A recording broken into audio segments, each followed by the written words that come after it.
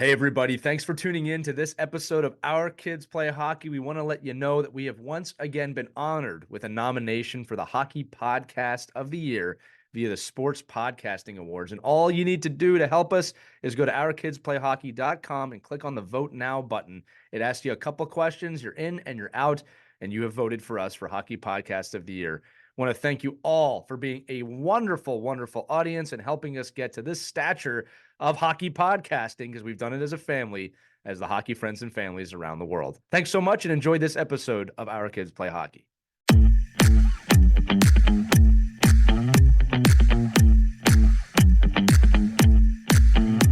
Hey everybody, get ready for a really amazing interview that we had with the director of Sled National Team for USA Hockey, Dan Brennan, today on Our Kids Play Hockey. But of course, before every episode, we want to let you know that we're being powered by Hockey Wraparound.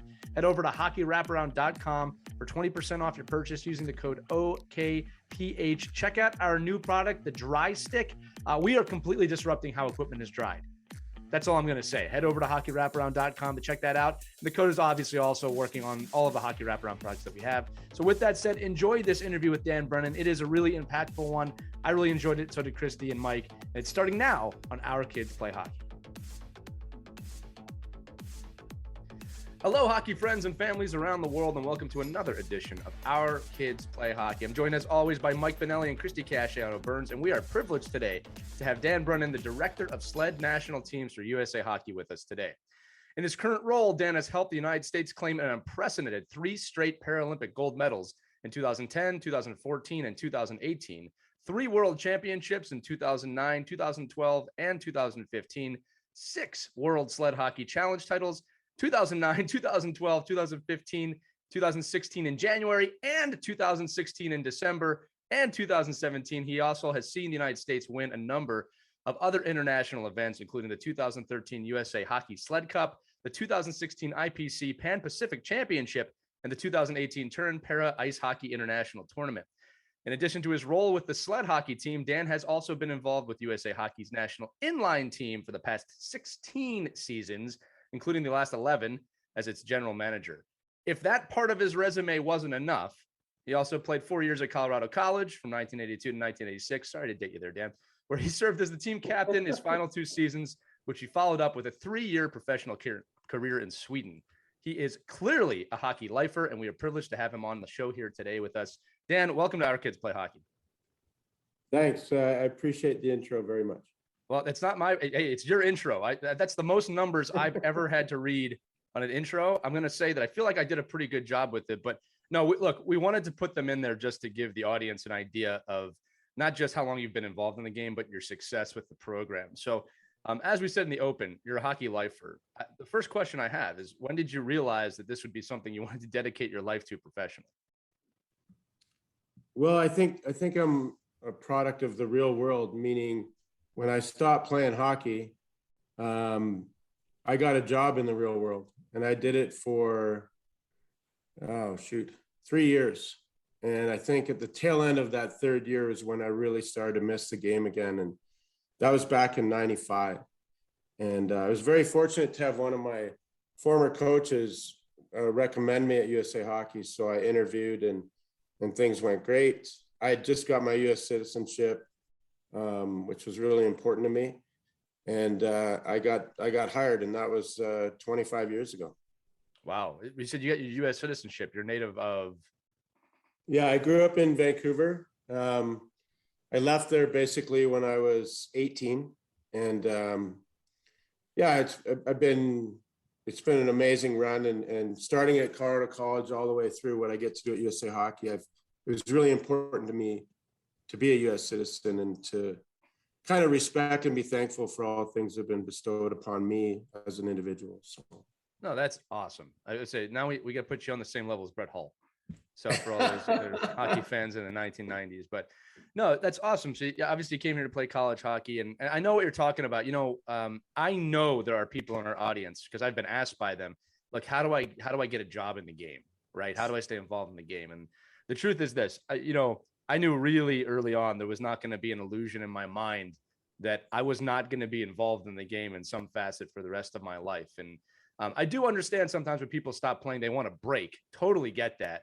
but all roads lead back to the game in some form or fashion. And I think it's awesome that you've completely embraced that. And that you've literally made not just a career, but a championship career in the game. And that's going to lead us into it. What attracted you to the sled program? Tell us about the sled program. Obviously for the audience that might, everybody probably knows what sled hockey is, but tell us a little bit about it and how you get involved. Yeah, it's been an amazing run. And, for me, it starts with the great players we have, and then also the great staff we have, which, for me, my philosophy with the team, I've been with the team now 16 years, is always hire great people and let them do their jobs. And I've really sworn to be, it's hard sometimes, because when you're overseeing something, you want to make sure everything's going well. But, we have an unbelievable staff, our medical people. We don't have any altercations. When they say, hey, this is the way it should be, then we go with it, because we have so many different disabilities on our team. We have, on our national team, we have 8 warrior players who lost, legs in Afghanistan, Iraq. We have cancer survivors. We have players who were born without legs. We have players who are born with spina bifida. So they all kind of come together in this melting pot and get along famously, which is really amazing. But how I got involved was in 06, right after Torino, the United States Olympic Committee, which is now the United States Olympic and Paralympic Committee, wanted to release that sport. They were overseeing the sport at the time to USA Hockey. They felt that, it was up our alley to run it. And then my late great friend, Jimmy Johansson, came into my office one day and said, would you be interested in doing this? And I said, doing what? And he said, well, the sled team. And I said, well, yeah, I'm interested, but what do I have to do? Like I had no background in just people with disabilities or any of those things. And he said, just be you, you'll be fine. And that was all the advice I got. So I just ran with it. I wish I could tell you I had some sled mentor, but I've had plenty of mentors in ice hockey, and I just draw on those people. But so it's been an amazing run for me since 06. And that's kind of how it came along. And our team has gone from being, very young and inexperienced to now being a real dominant force in the sport. And for people who don't know what it is, I always kind of get a kick out of describing it. It's, picture yourself in a sled with 2 hockey sticks in your hand, with vicious, sharp picks at the end of each butt end. And you're trying to carry a puck, skate at the same time while someone else is trying to, lay you up. So, and the one thing that sled hockey players deal with that able-bodied players don't, a couple of things. One, they don't skate backwards. We have some players that can, but it's just not recommended in the sport. It's too difficult. But, when they go into a physical situation, like especially when we play Canada, it's violence at some point. But when they go into the boards, there's no give, because they're not stand-up players. So they don't go into the glass part that has a give to it. They're right where the stanchions are. So when they have their collisions, it's loud and painful. So they're an amazing group of people on all countries, not just ours. I mean, for what they do and for the love they have for the game, it's an incredible thing to be a part of. Yeah. And Dan, I had the opportunity to actually cover one of our sled hockey competitions. The Skinny Atlas Ice Arena hosted one. And I have to tell you, there was nothing disabled about it. My goodness, the speed, the agility, just the athleticism, the incredible sharp turns. I was mesmerized. It's amazing, just absolutely amazing. They are so strong athletically. There's got to be a lot of training that goes into this, I would think. There's a massive amount of training, and I'm glad you said that, Christy, because they are so dedicated now. I've tried being in a sled 4 times, but I kind of refuse to do it with our team now, because for them it's like get even day. It's like so I'm barely out there 5 seconds, and 2 guys are knocking me around, and I'm just like so dejected because they're so talented. I can't even compare. Like, I try and tell people, if they're going to try it, to take the blades on the bottom of the bucket and spread them out a good 6 inches. Because when you first tried it, and if you sit in one of our national team players' sleds, it's like being in the Atlantic Ocean with 1 oar in the water. it's amazing. Like when you watch them play, you think they only have one blade, but there's actually two. They're just so close together. And that's what helps them turn and move so fast. So you're right. Wow. There's absolutely nothing disabled about them. In fact, there's guys on our team that shoot the puck harder than a lot of guys I played with growing up, without question. You know, one of the things that I love about this, first off, I love that description of being in the Atlantic Ocean with one oar. That's actually a really great way of looking at it. One of the things that we strive for, and I think this is true for the game, and it's one of the missions of, you know, not just USA Hockey, but hopefully the NHL, is that like hockey is hockey. Women's hockey, they're hockey players. Disabled hockey, they're hockey players. Youth hockey, they're hockey players. We're all hockey players, right?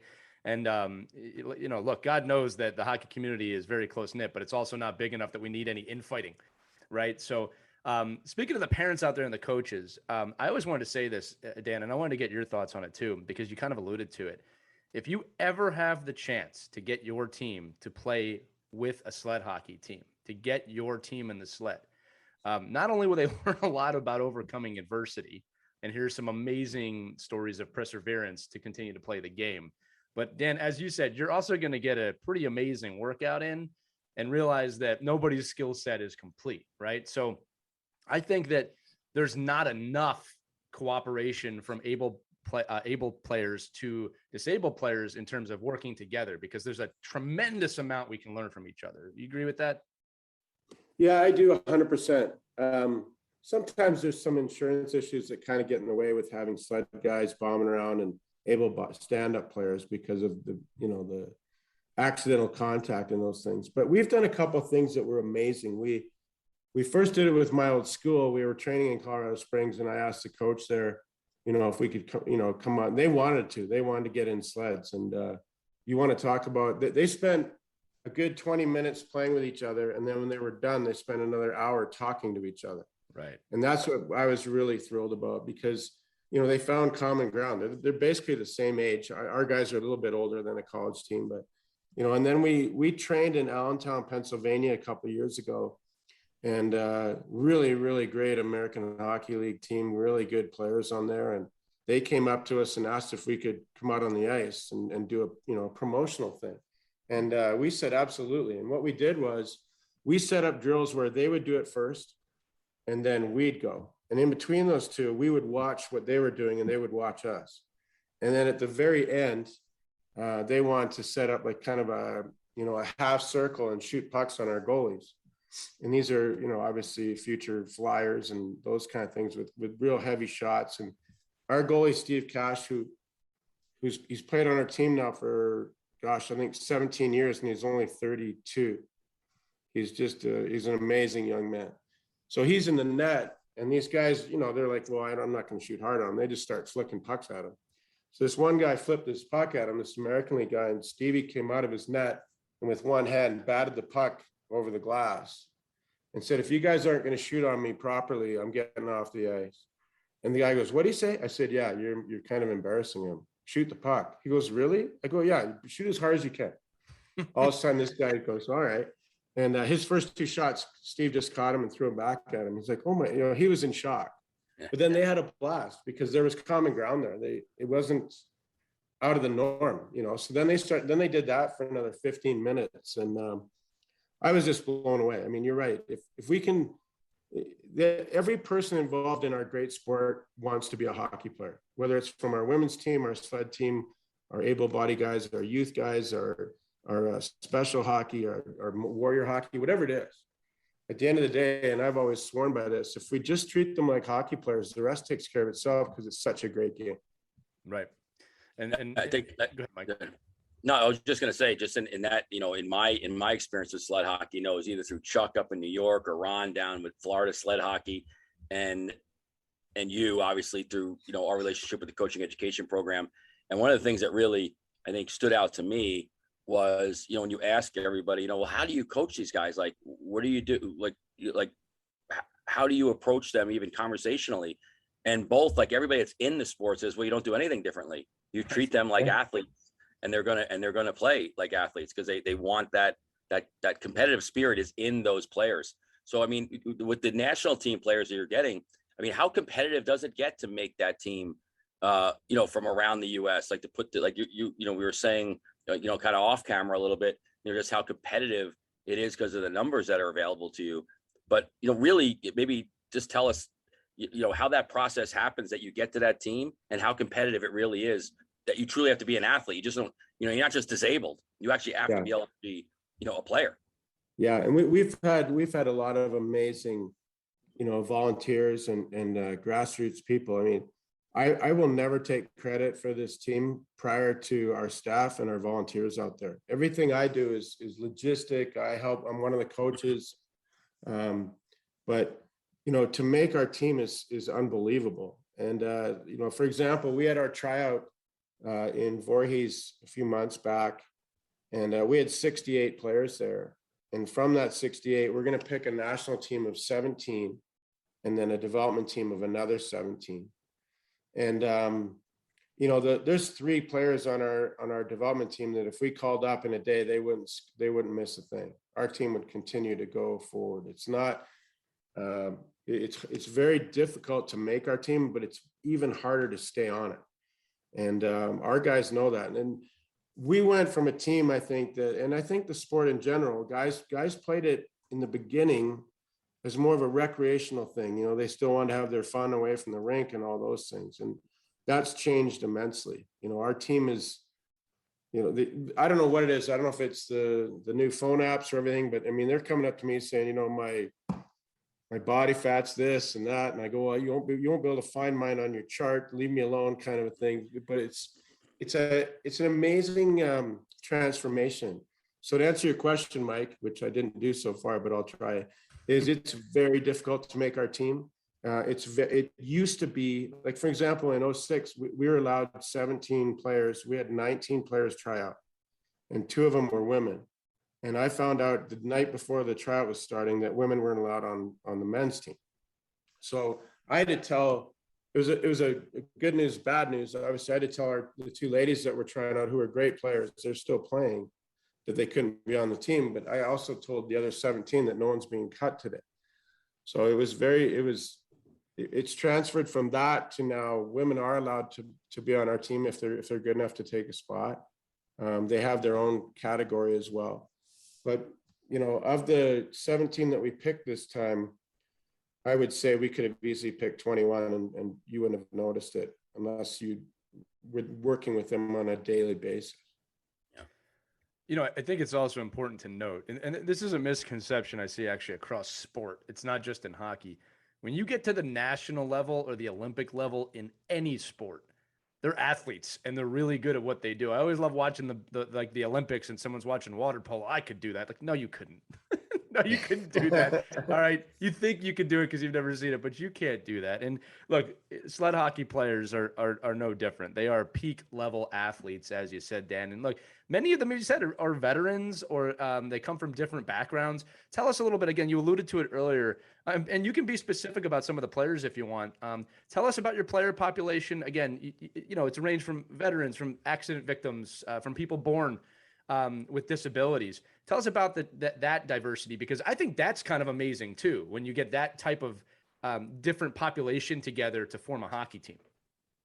Yeah, it's a great question, Lee, because you don't know what you're going to get. I mean, when we first started having military guys joining our team, they were kind of put on a pedestal because, a lot of our players dealt with their disability from the time they were born. So it's a little bit different versus a guy who, goes overseas and unfortunately, lands on an IED or whatever it is, and all of a sudden he's lost a leg. He knew exactly what it was like growing up being an able-bodied person. Right. So there's that dynamic. And what's amazing with our team is they say it best, and our military guys say it to our players all the time, our other players. All we've done is taken the American flag from our shoulder and put it on our chest. And they're thrilled by that. And I love hearing that, because it's like, right. Okay, these guys also just want to be hockey players.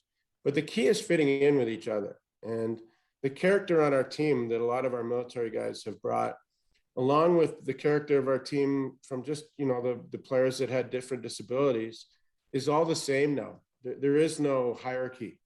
And that's what makes it special. Like, for example, when we go in and fix up the locker room before a camp or a competition, there was times back in the day where I had to physically move people's names around because I was worried about what our locker room would look like. And when our coaches leave the room, what's going to transpire in that room to maybe hurt our chances to compete well. Because, you know, there were certain guys that didn't always get along. There were certain guys that, you know, were interested in giving people a hard time before a game instead of pumping them up before a game.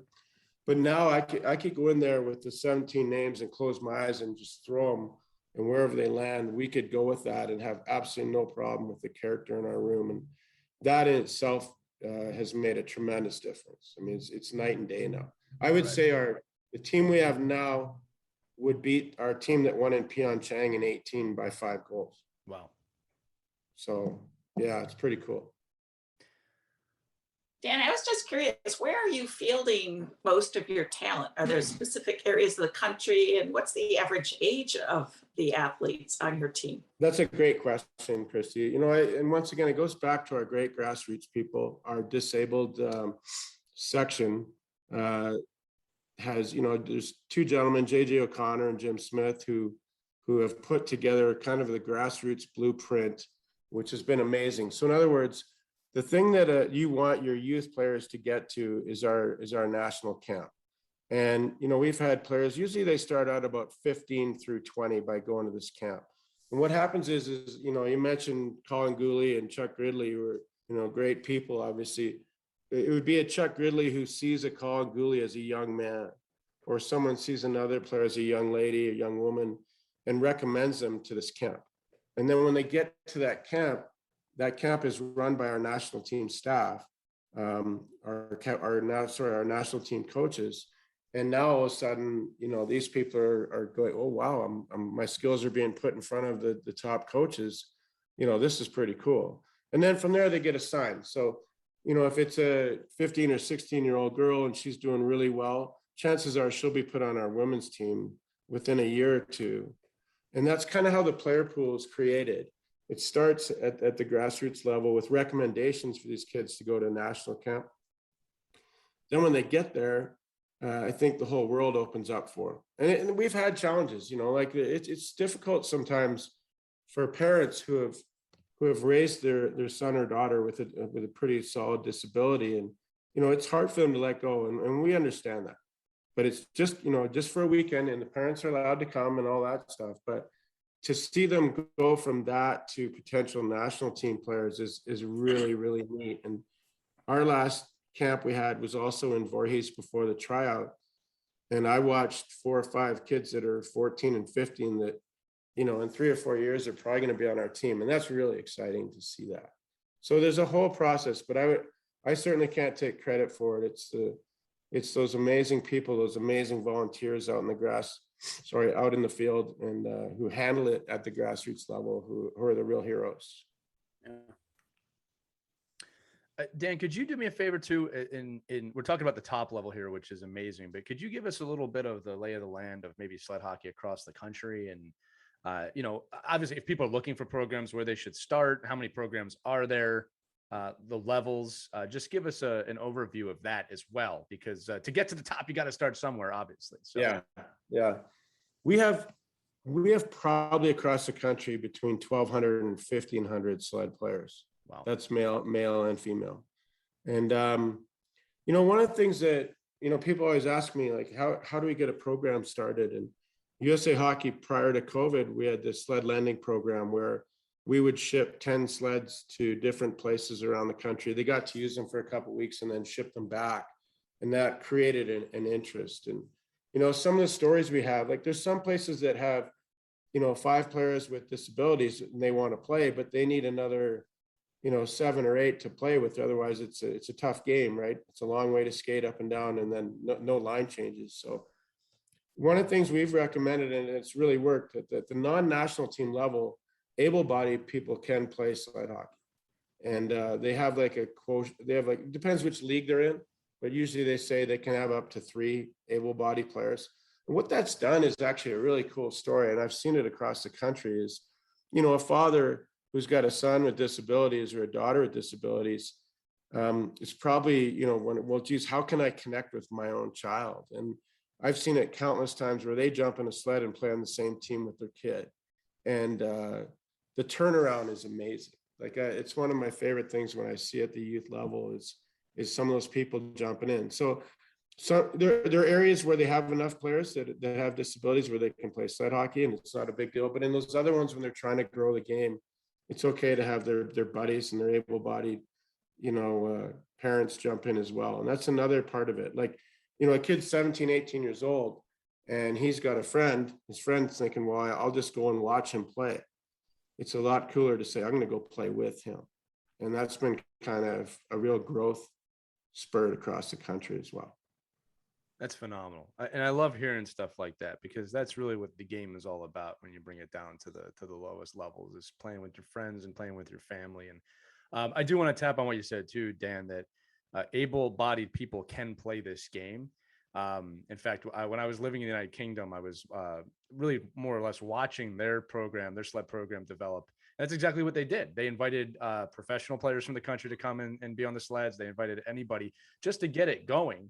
And that is how they did it, right? And I think that brings us back to the point we were saying earlier. I wanted them to say this. When we look at heroes, right?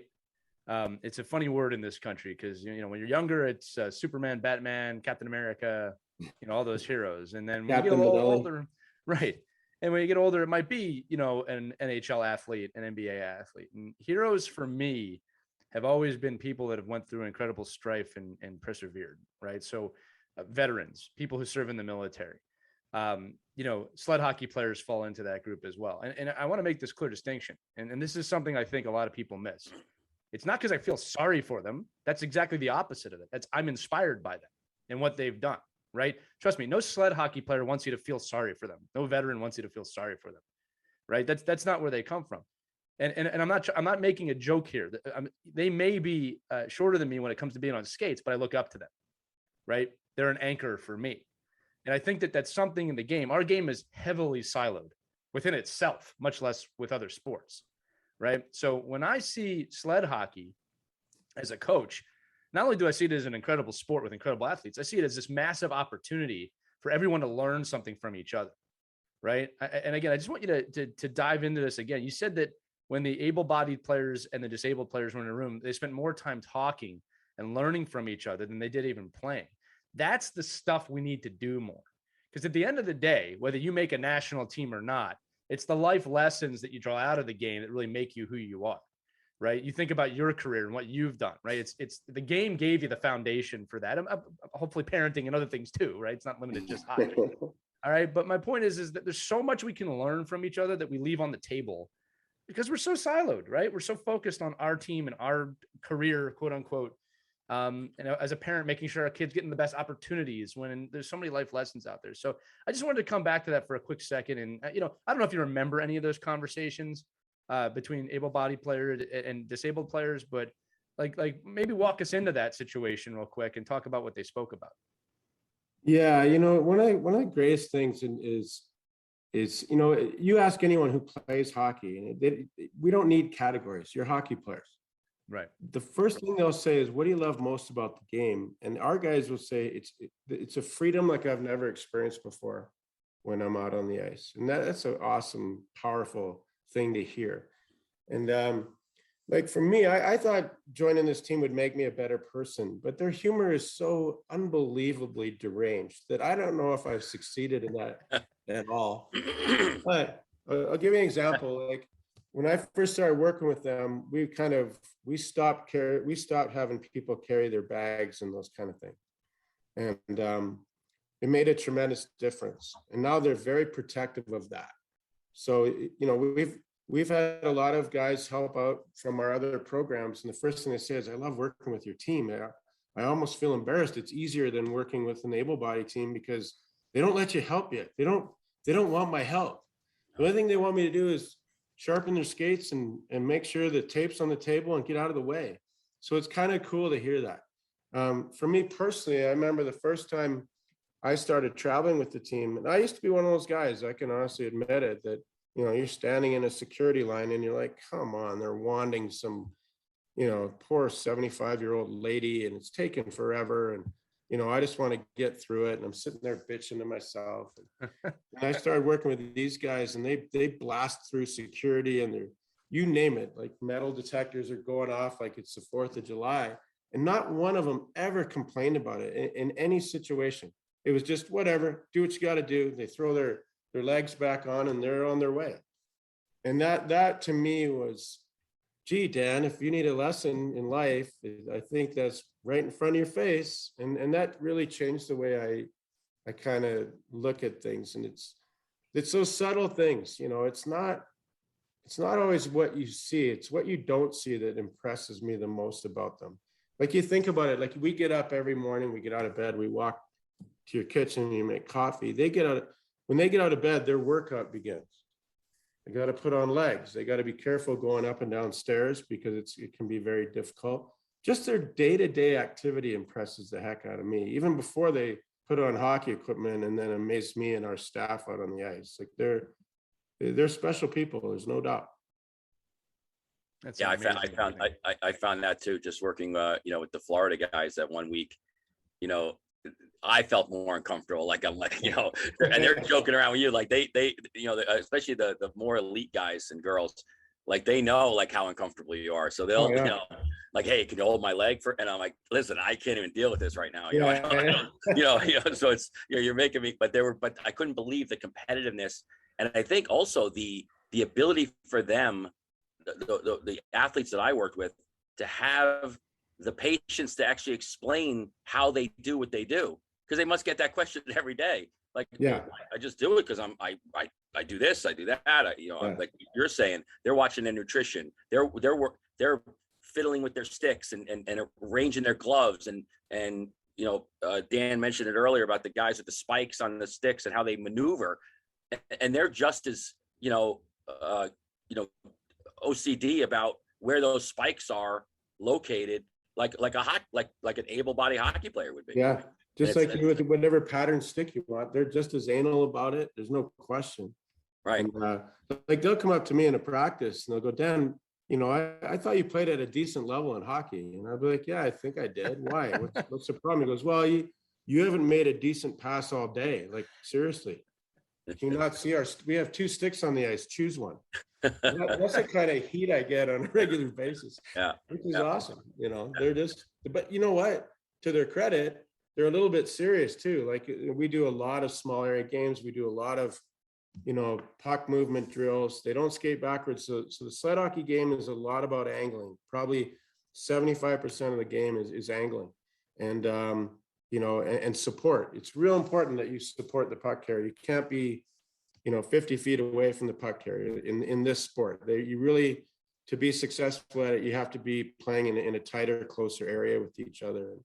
So when we get into these competitions in practice, you know, me and the other assistant coach, Corey, if we don't make good passes, they're all over us.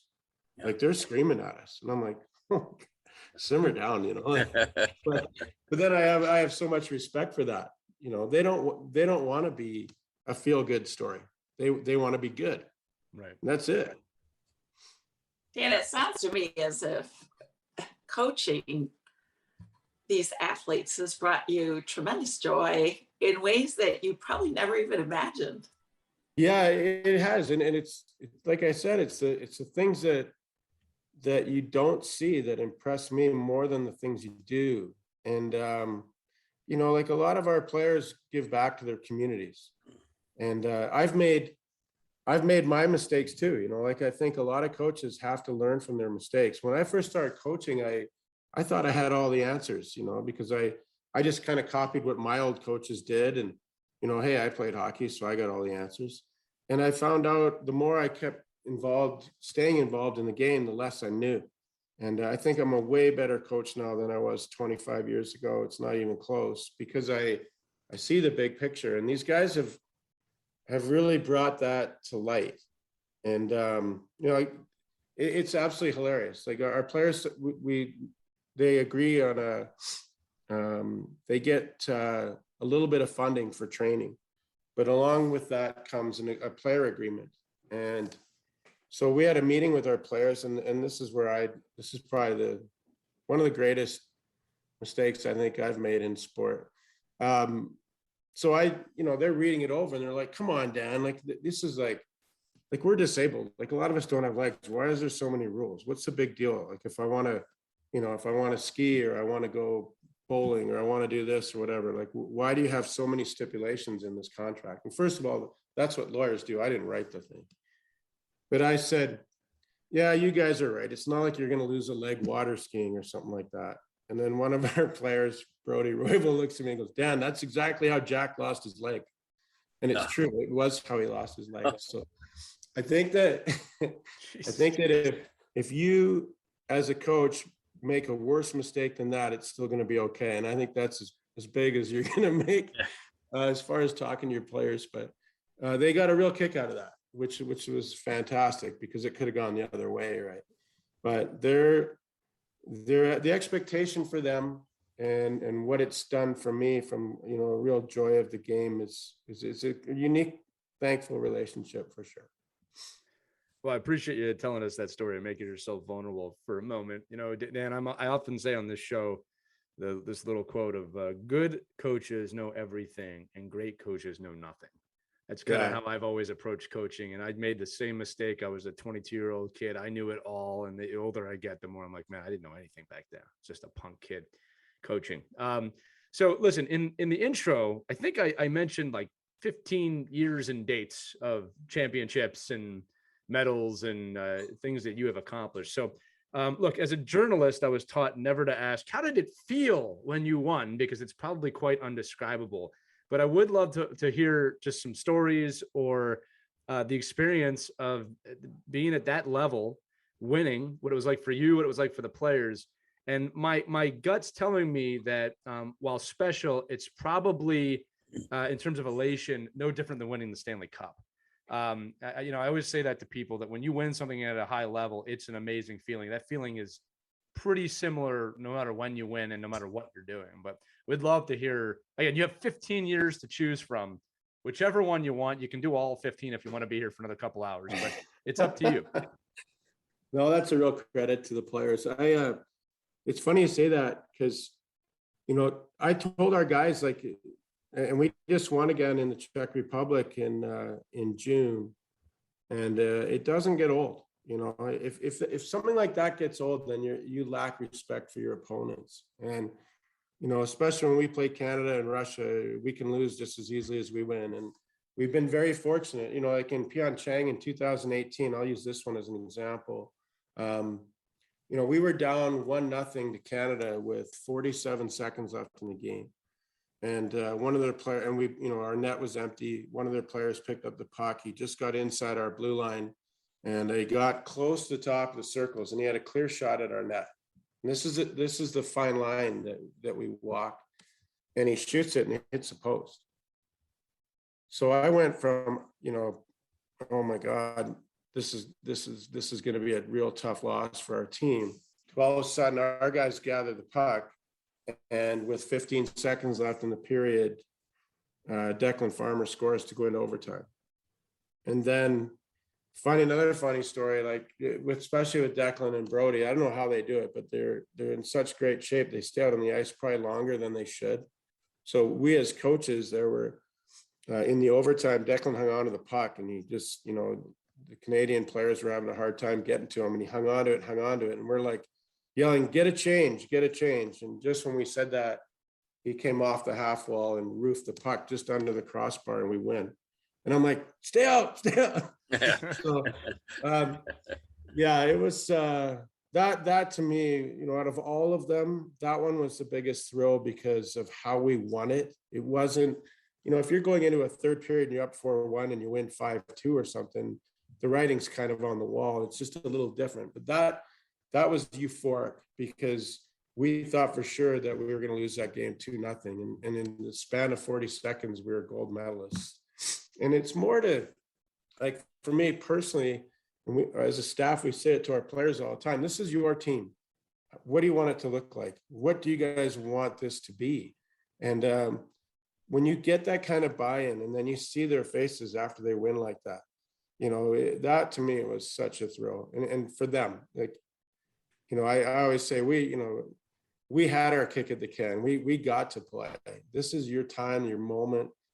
sees it. And that's probably the biggest thrill that I've had with the team, was how we won that. And there's tons of other ones I can talk about. We've had so many great players come through our program.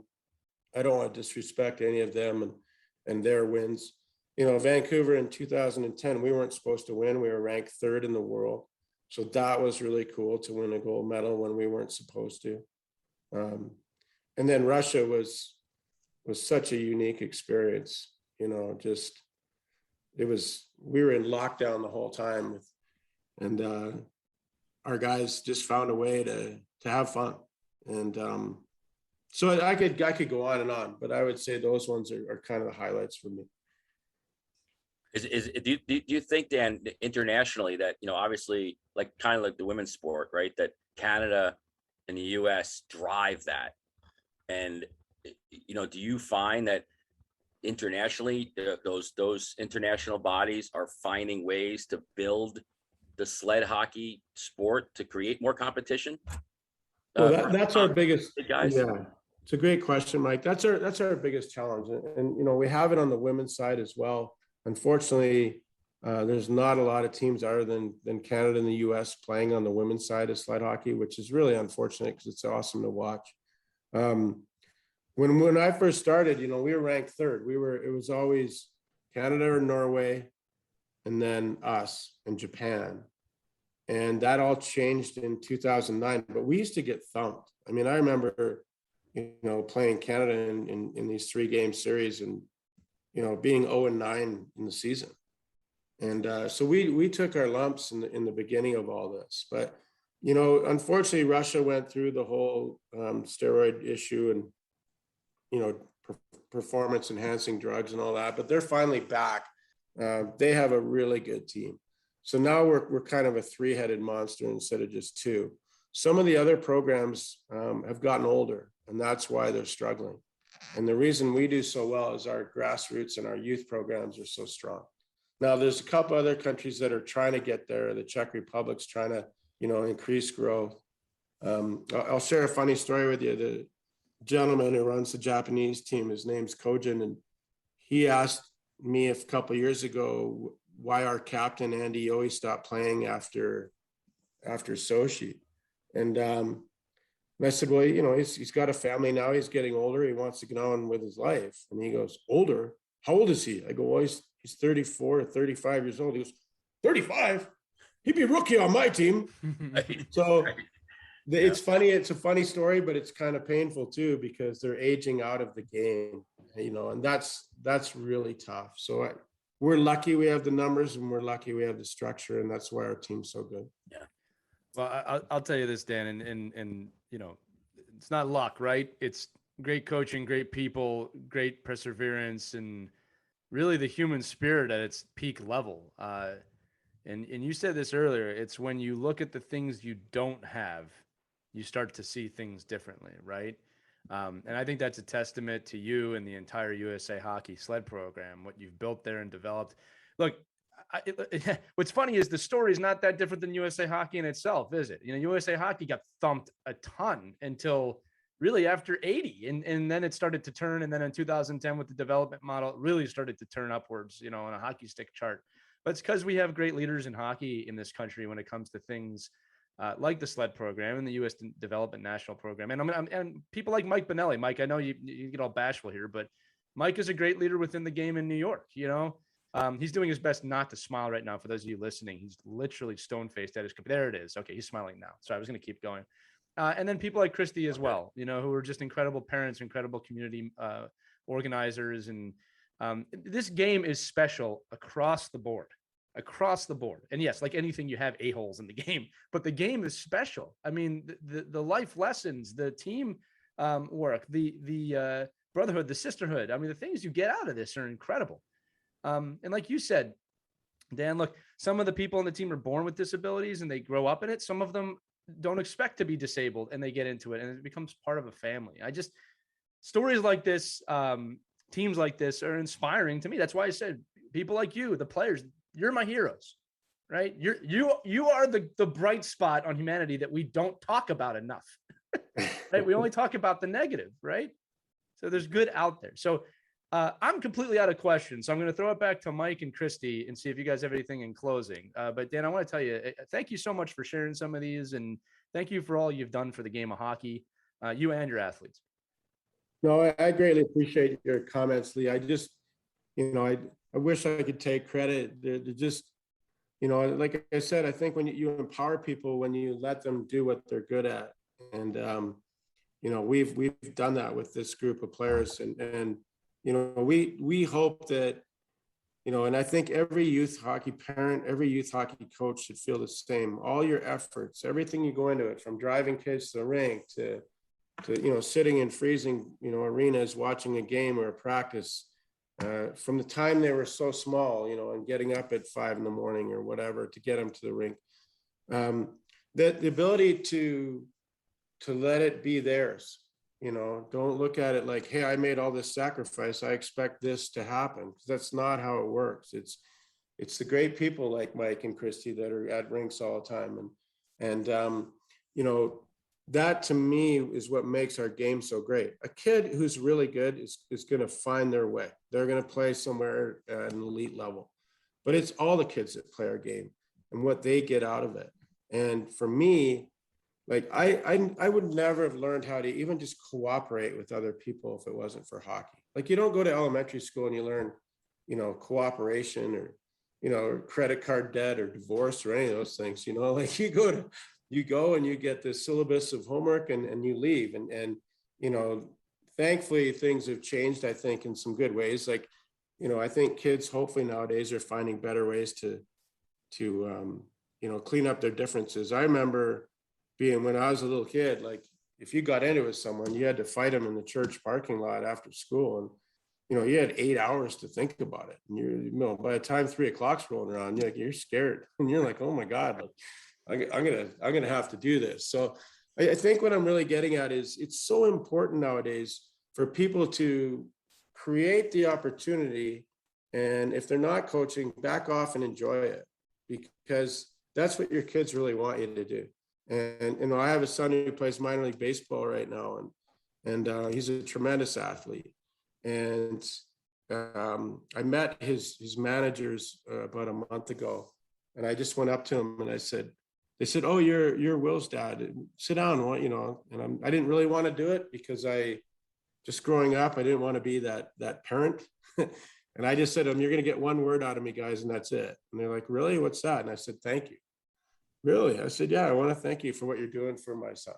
And I think if parents and people look at the game a little more like that, and the effort that people are putting in for their son or daughter, then I think you'll get the big picture. And what it really is it's an amazing time in their lives. Let them enjoy it. I'm so glad you said that. And hopefully we've all learned those lessons, especially after this year of COVID, when hockey was taken away from a lot of us. I cannot wait to jump back into the season. My daughter's first game is in a couple of weeks. I've already made the hotel reservation.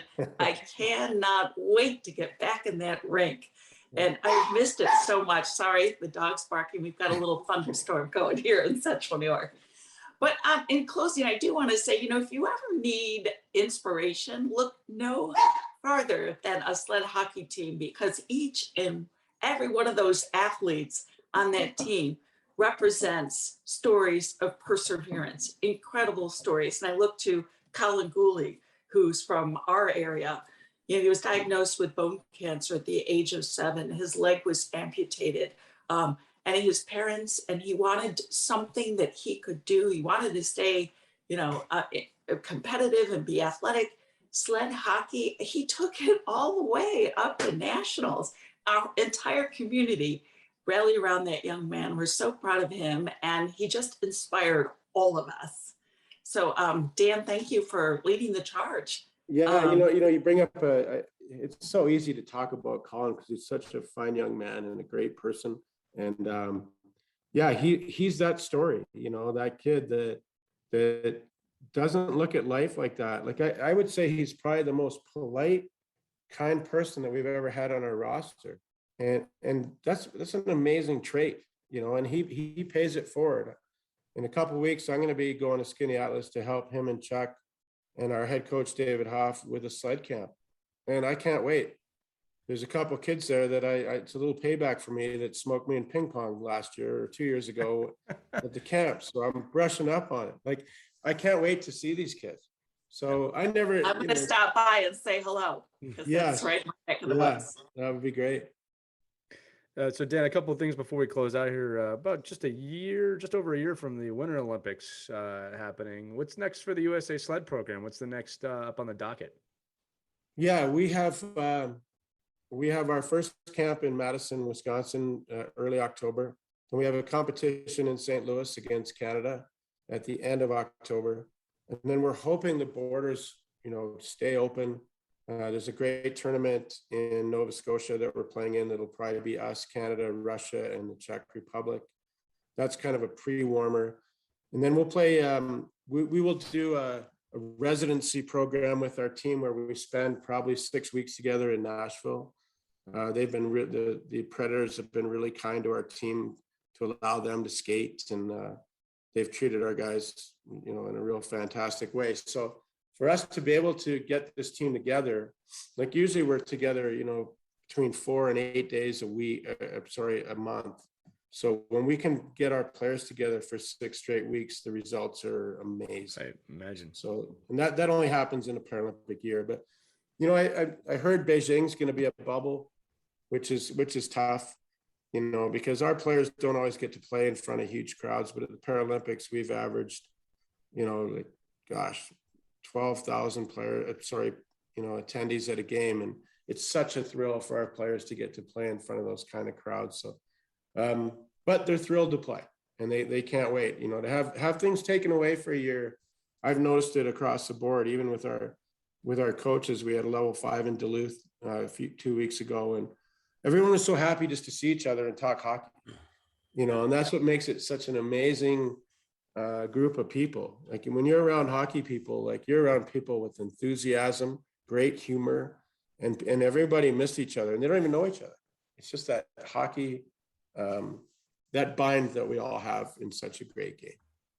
Well, everyone on this show is an American, so we're pulling for you to get another gold medal for the USA, and all the athletes that might be listening to this. We love you. We thank you. Thank you for everything you've done for our country, both on and off the ice, and we appreciate it. And then, Dan, the last question, obviously, an obvious one is, if there's anybody listening to this that's interested in getting involved with USA Sled Hockey or sled hockey in general, what are the resources? What are the websites? Where should they go to find out more information?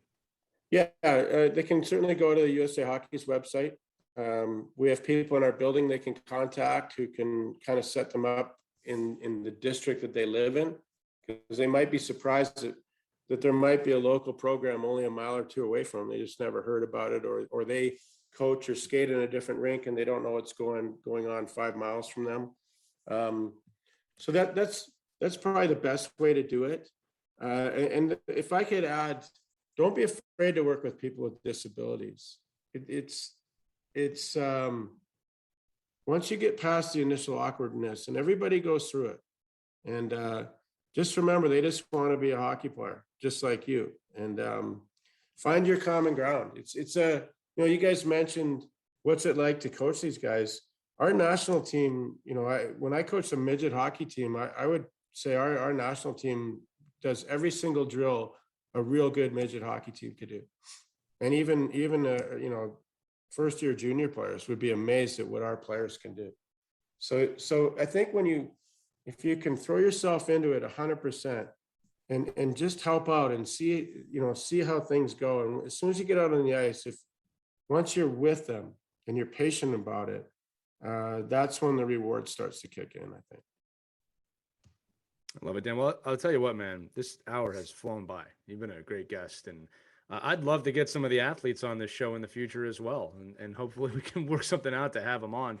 And we'll let them take their shots at you, and then we'll have you back on in a few years where there's a few more years I have to put on your bio, and we can go back and forth for years to come and make it fun. I would be happy to get that set up for you guys if you want to hear some stories. 100%. I can pick 4 guys that'll entertain your audience into the ground, and you'll be like, oh my God, I get what he means now about, not becoming overly a better person, but Yeah, I'm happy to help out with that. I appreciate you guys having me on here. And anytime we can spread the gospel, not just about sled hockey, but about our great game of hockey, I'm all in 100%. And I appreciate, Mike, what you've done. I know what you've done. And I've done a bunch of clinics with Mike throughout the years. And Christy, it's nice to meet you. And thank you and Lee for what you guys are doing for the sport. And, to help educate parents and coaches and young kids is a special thing you're doing. So keep it up. Yeah, thank you, Dan. This has been wonderful. That is going to do it for this edition of Our Kids Play Hockey. Our guest, Dan Brennan, you were phenomenal. For Mike Benelli and Christy Casciano-Burns, I'm Lee Elias. You can check out every single episode. We've done over 40 of these now at ourkidsplayhockey.com or just wherever podcasts are heard. You can tell your Alexa, and Alexa will play it. Whatever you want to do. Make sure you like, subscribe, and follow. And thank you so much for listening. This has been Our Kids Play Hockey. Take care. We'll see you next time.